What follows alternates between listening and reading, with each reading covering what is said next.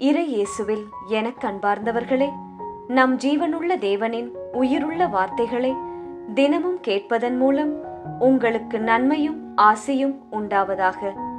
இன்றைக்கு நம் உள்ளத்தில் ஆண்டவர் பேச விரும்புகிற திருவசனம் ரோமையர் 2ஆம் அதிகாரம் 10ஆம் திருவசனம். நன்மை செய்யும் அனைவருக்குமே பெருமையும் மாண்பும் அமைதியும் கிடைக்கும்.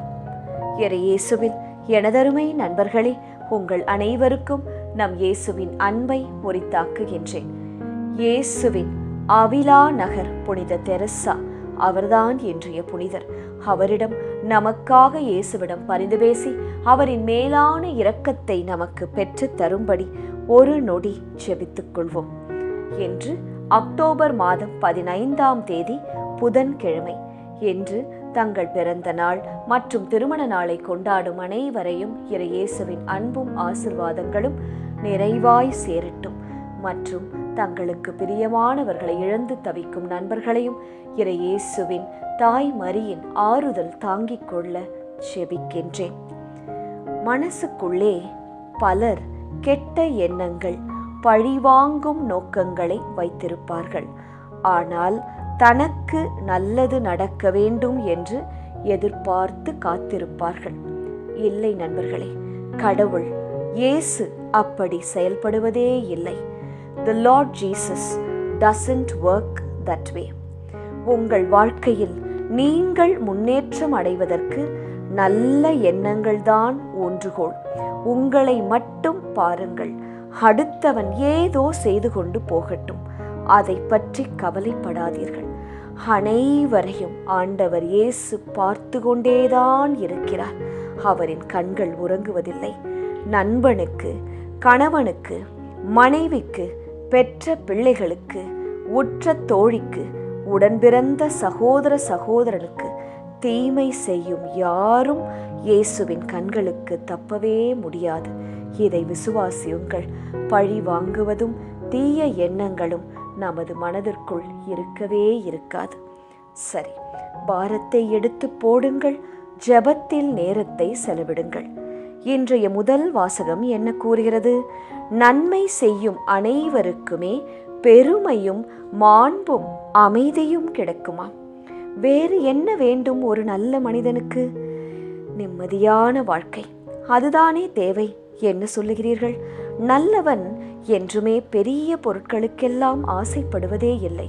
நிம்மதியான ஒரு குடும்ப வாழ்க்கை, சந்தோஷம், அமைதி, பெருமையும் மாண்பும் தரக்கூடிய ஒரு நல்ல வேலையோ அல்லது பிசினஸோ, அழகான குடும்பம், செல்லமான பிள்ளைகள், அவ்வளவுதான் நல்லவனுடைய ஆசை. அதை நான் தருவேன் என்று இயேசு கூறுகிறார். நல்லவர்களாக வாழ்ந்து கொண்டிருக்கிற உங்களுக்கும் நிச்சயம் தருவேன் என்று உங்களை பார்த்துதான் ஆண்டவர் இயேசு இன்றைய நாளில் அறுதியிட்டு கூறுகிறார். எனவே பிறர் குற்றங்களுக்கு தீர்ப்பு அளிக்காதீர்கள். இறை இயேசு நீதி வழுவாதவர். இதை மட்டும் விசுவாசியுங்கள். நீங்கள் அதை மட்டும் செய்யுங்கள் நண்பர்களே, போதும்.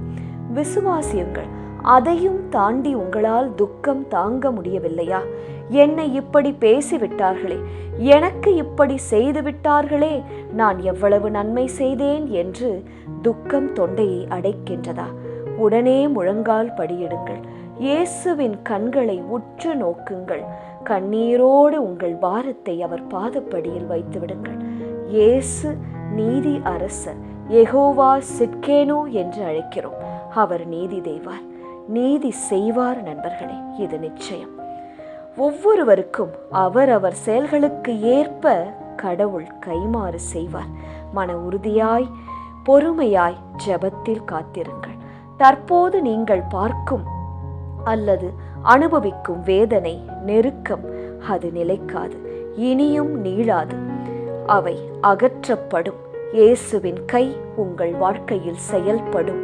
நல்லவர்களாகிய உங்களுக்கு பெருமையும் மாண்பும் நிச்சயம் சீக்கிரமே வரும்.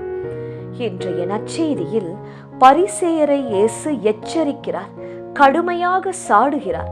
உங்களுக்கு ஐயோ கேடு என்கிறார். நீ 10இல் ஒரு பங்கு காணிக்கை அனைவரும் பார்க்க கொடுக்கிறாய். கொள்ளை அடித்த, லஞ்ச பணம் வாங்கிய அந்த பணத்தில் இருந்து நீ காணிக்கை போடுகிறாய். ஆனால் உங்களிடம் நீதி இல்லை, உன் மனதில் அன்பு இல்லை. எல்லாரும் உங்களை ஆலயத்தில், சந்தையில் பார்க்க வேண்டும், பெரிய ஆள் என்று நினைக்க வேண்டும் என்பதற்காய் செய்கிறீர்கள் என்று இயேசு கடினமாக சற்றே இன்றைய நற்செய்தியில் பேசுகிறார். நாமும் இதுபோன்ற மக்களை குடும்பத்தில், பணியிடத்தில் கடந்து வந்திருக்கின்றோம். எத்தனையோ பேரை பார்த்திருக்கின்றோம். ஒரு நாளும் நண்பர்களே, நாம் அப்படியானவர்களாய் ஆகிவிடக் கூடாது என்பதில் மட்டும் கவனமாய் இருக்க வேண்டும். சரி, இன்றைய திருப்பாடல் வழி செபிக்கலாமா? இயேசுவே, உமது செயலுக்காக மௌனமாக காத்திருக்கின்றோம். எங்களை மீட்டருளும். நீரே எங்களது கோட்டை. நான் சிறிதும் அசைவுறேன். என் மனதிடம் நீரே இயேசுவே.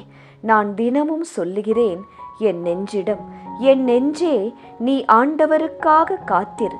நீ எதிர்பார்க்கும் நன்மை தேவன் இயேசுவிடத்தில் இருந்து வரும். நான் ஒரு நாளும் அசைவுற என் தேவன் இயேசு நீர் அனுமதிக்கவே மாட்டீர் என்று நான் விசுவசிக்கிறேன். இயேசுவே, நன்மையும் பொறுமையும் என்னிடம் இருந்தால் உம்மிடம் இருந்து ஆசிரும் அமைதியும் என்னை வந்து சேரும் என்று முழுமையாய் நம்புகிறேன். நன்றி இயேசுவே. ஆமேன். இயேசு கிறிஸ்துவின் பெரிதான நாமத்தின் நிமித்தம் ஜெபிக்கிறோம். ஆமேன்.